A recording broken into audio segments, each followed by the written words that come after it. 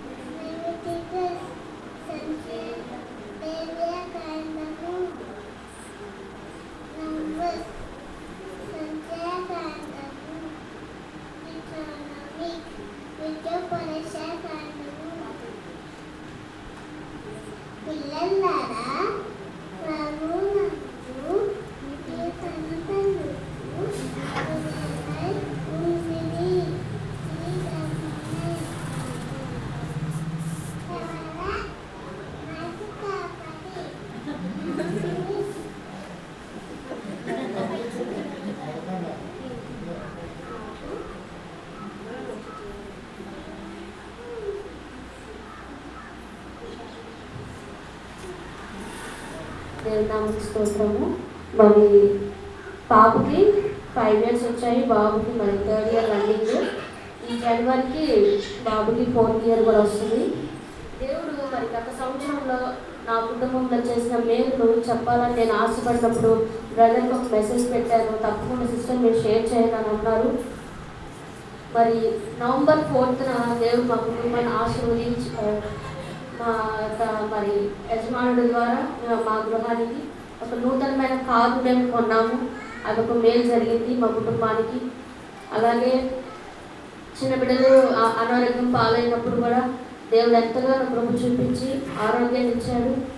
మరి అందరూ మరి 31st నైట్ వాచ్ నైట్ సర్వీస్కి అందరూ కూడా చర్చికి వెళ్తే మరి ఒక 3-4 days ముందు నుంచి నా 2 పిల్లలకి కూడా సాధారణమైన జలుబు చేసి బాధపడుతున్నారు.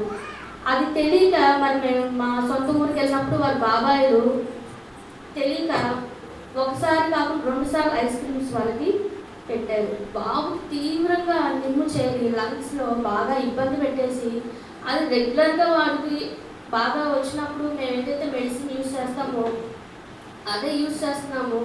ఆ టైంలో మేము మా యొక్క సొంత గృహంలో ఉన్నాము, మా హస్బెండ్ ఈ ఊర్లో ఉన్నారు ఉద్యోగ నిమిత్తము.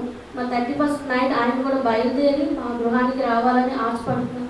మరి ఆ టైంలో బాబు చాలా తీవ్రమైన శ్వాస తీసుకోవడానికి ఇబ్బంది పడుతున్నప్పుడు అతను ఎప్పుడు కూడా నెబులైజర్ పెడుతున్నప్పుడు మమ్మల్ని రిఫ్యూజ్ చేస్తూ ఉంటాడు అనమాట. అట్లాంటి వాడు నెబులైజర్ పెట్టాలని కూడా మరి వాళ్ళు పెట్టించుకోవట్లేదు, ఏం చేయాలో అర్థం కావట్లేదు. అయితే నేను వస్తున్నాను కదా 1st తారీఖున ఈవినింగ్ వెళ్దామని మా వారు చెప్తే సరే అని చెప్పి నేను అత్తమ్మ అలాగే కూర్చొని ఉన్నాము. అతను ఇంకా ఎక్కువ ఇబ్బంది పడుతున్నాడు. మా పక్కనే మా మరిది వాళ్ళు ఉన్నారు.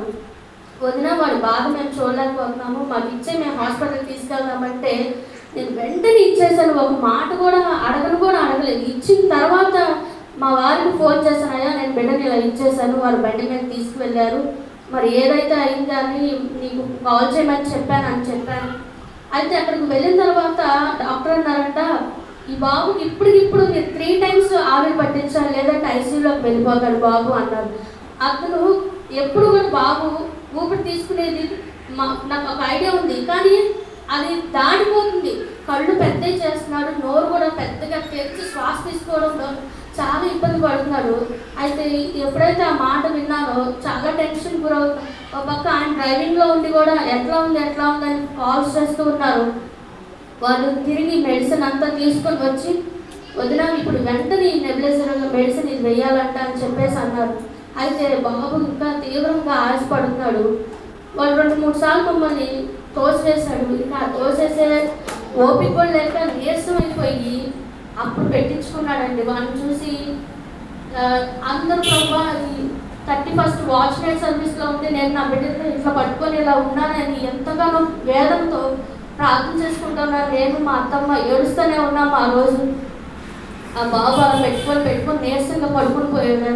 అత్తమ్మ చర్చికి వెళ్ళిపోయారు, నువ్వు కూడా రమ్మ అన్నారు. నేను రాలేదు అత్తమ్మ, మీరు వెళ్ళండి అని చెప్పి పంపించి నా అమ్మాయిని కూడా మరి అత్తమ్మతో ఇచ్చి పంపించి నా దగ్గర అవ్వదు, నేను ఇంట్లో ఒక్కదాన్ని ఉన్నాను. బాబుని మా మధ్య వాళ్ళ ఇంట్లో పెట్టుకొని పడుకోబెట్టుకున్నారు. మా చిన్న మామయ్య వాళ్ళ ఇంట్లో పడుకొని పెట్టుకున్నారు. గదిలోకి వెళ్ళి ప్రార్థన చేసుకున్నాను. ప్రభా, నీ చిత్తం మీద నా బిడ్డకి స్వస్థత దయచేయి, నీ సన్నిధానంలోనే సాక్ష్యం చెప్పుకోవాలి, అందరూ ఆరాధన చేస్తున్నారు, నూతన సంవత్సరంలోనికి అడుగు పెడుతున్నారని.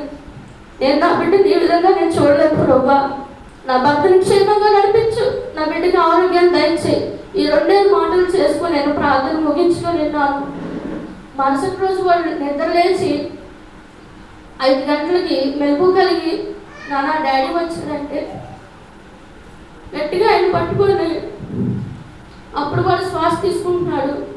తర్వాత లేచి ఆడుకుంటూ అన్ని ఇల్లు వాళ్ళ బాబాయ్ వాళ్ళ ఇంటికి అన్నిటికి వెళ్ళి మళ్ళీ ఐస్ క్రీమ్ పడుకుంటున్నాడు. అసలు దేవుడు మా ఇళ్ళలో చేసిన గొప్ప కార్యాలను బట్టి ఆయనకి ఏమిచ్చి కూడా మనం రుణం తీర్చుకోలేము.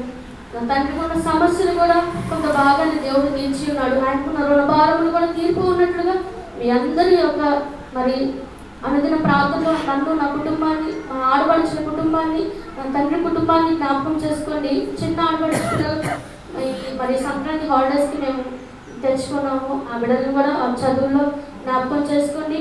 అలాగే మా అమ్మాయి ఇప్పుడు వాకింగ్ చెప్పింది, ఆ క్వార్టర్లీ ఎగ్జామ్స్లో 595 మార్క్స్ తెచ్చుకుంది. 600కి, హాఫ్ ఇయర్లీలో 600కి, మరి 597 మార్క్స్ తెచ్చుకుంది. ఈ జ్ఞానం కూడా దేవుడు ఇచ్చిన జ్ఞానం అని నేను తలంచు. బిడ్డల విషయం కూడా మీ అందరూ జ్ఞాపకం చేసుకోమని ఇచ్చిన సాక్ష్యాన్ని మనందరి వినికిడిలో దేవుడు దీవించిన కాక.